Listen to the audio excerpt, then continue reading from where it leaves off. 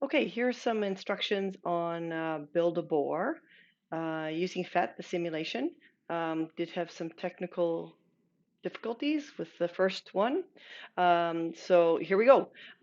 So using, from this assignment, using build a Bohr, you click on Atom, and we're going to build the first 10 elements on the periodic table, which we're getting into more detail another day. What's really cool about this simulation is it allows you to be interactive with this, which always helps us learn. So before you start, you want to leave the periodic table up here, element. We're going to select the first 10. You don't have to open net charge. You don't have to open mass number. Leave the model on orbits, which is very much like our Bohr-Rutherford. On the show element, neutral, ion, stable, unstable, I want you to click on stable, unstable. Okay, so let's start. So if I drag one in, I've got hydrogen. It's saying it's stable, but it's also telling me that it's an ion, and we want to have your task is to build these so that they're neutral. We know that the proton has a positive charge, so I have to add an electron to make it neutral. If you'll see here that there's it says it's stable, but I could put another neutron on, or I could put a neutron in there, and this is still stable. Why? Because this is an isotope. It's still hydrogen because it's got one proton. Remember, the protons determine the type of element it is, but we can change the mass. So we've got one heavy particle in here right now, so it'd be like one atomic mass unit. And then I can add a neutron, and now it has a total atomic mass of 2 atomic mass units, because there's one atomic mass unit from the proton and one atomic mass unit from the neutron. But I indicated if I go back here and you look, I've given you instructions on what we want the total mass to be.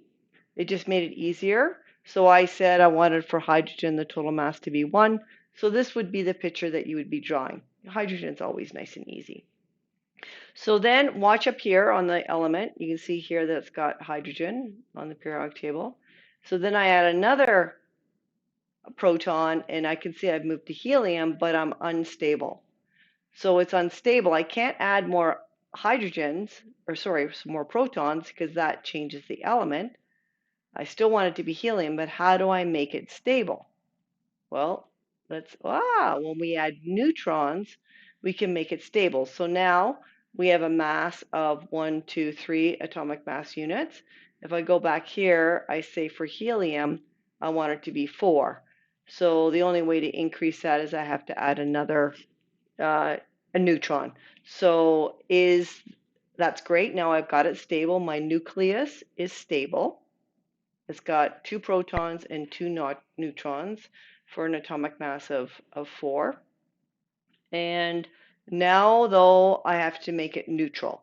And you see here that I've got an ion. We haven't covered ions yet, but we can sure drag in another electron, and we can be aware that if we've got 2 protons to make the atom neutral, we have to have 2 electrons. So there's the picture that you would draw in your notes, and that's for helium. So then let's move up. Let's go to something like beryllium. So how do I get to beryllium?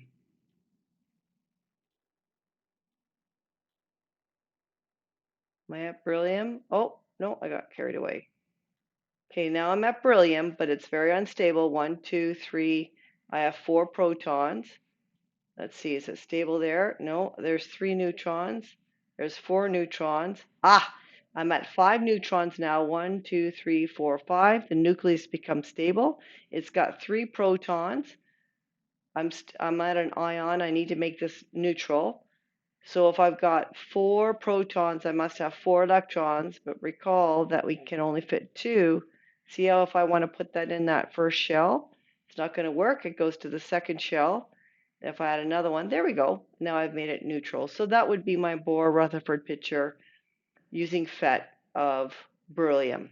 And then if I go up to neon, well, actually, I think you get the idea. I don't think I need to do any more. So that's how you work with PHet.